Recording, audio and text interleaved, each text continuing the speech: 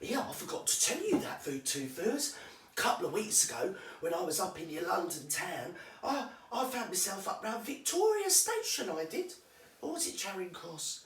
Oh, I can't remember. Anyway, it was one of them. Yes, and I got picked up by my old mate, Chinese Stan. Yes, him that rides the tuk-tuk. You know him. He's well famous, he is. Everybody knows Chinese Stan. Yes, anyway. So I got talking to him, you know, like you do and everything, just shooting the breeze and that.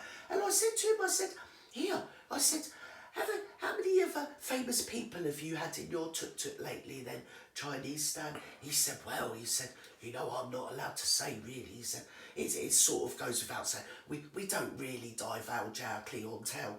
I said, well, you can tell me anything. I've signed the Official Secretions Act. He said, yes, he said, I know, but it's bad. I said, listen, I said, everybody knows. What is it that the whole of London town says about Gerty Rude? It's like my motto. Everybody in London town, all the elite and everybody, all the celebrities know. What is it they all say about me, Chinese Stan? He said, hang about, isn't it? You are the very exactitude of conversational probity. I said, exactly, that's like my motto. I said, you can tell me anything, it won't go no further. He said, go on then, all right. He said, well, to be honest, between me and you, he said, I've only had a world famous YouTube concrete creator in my very tuk-tuk about a week ago. I said, no. He said, yes. I said, go on, who was it? He said, well, he said, between me and you, it was Lady Drogyne. I said, no, in your tuk-tuk. He said, yes. He said, she was sat where you're sat. I said, I'm sat on the same seat as the world-famous YouTuber Drogyne. He said, exactly, girl. Well, I said, that's made my bloody day, that has.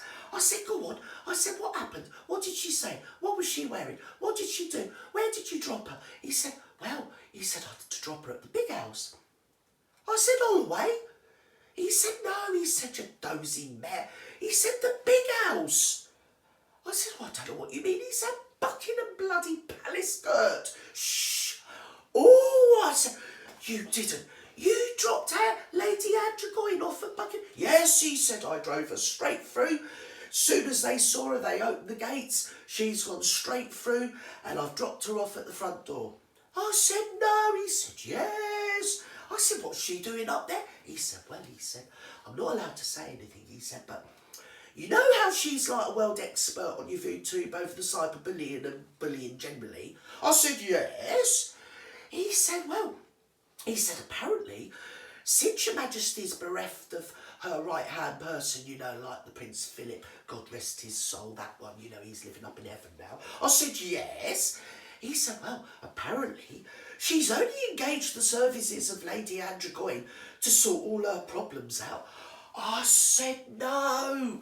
He said, yes. He said, I said, go on. I said, what happened? He said, well, I've dropped him off at the door and he's gone in. Lady Drogyne opened the door straight in. He said, all I see, he's gone straight down into a plie. You know, like that, plie, like that. And next thing, arabesque. And you see everybody running hither and thither, all the staff were running around, all the corgis were going mental and everything. I said, no, he said, yes, he said. And then, straight away, she was up pirouetting, turning. She was like a whirling dervish, she was. I said, go on. I said, what happened next? He said, well, I've done no more than reverse me tuk-tuk up, turn round, and all of a sudden I've seen Prince Andrew come running out the front door of the palace, straight past the guardsman, out the front gate, and straight down the mole. He was like bloody Usain Bolt, he was. I said, no. He said, yes. He said, that's your Lady Drogyne. She don't take no shit from nobody. Soon as she walked in there, he was gone. Well, I said, I would have never thought that. He said, yes. He said, you'd be surprised. Yes, oh yes. Her Majesty's not stupid. She always employs the right people. She don't put up with no bullying and shenanigans, she don't. I said, well, it don't look like she does it? Hey? Well, goes to show you can't tell. She's connected, Lady Drogyne, you know. Yeah, oh, if you're watching Lady Drogyne, yeah, sorry, but it is a true story. Sorry. Anyway, bye.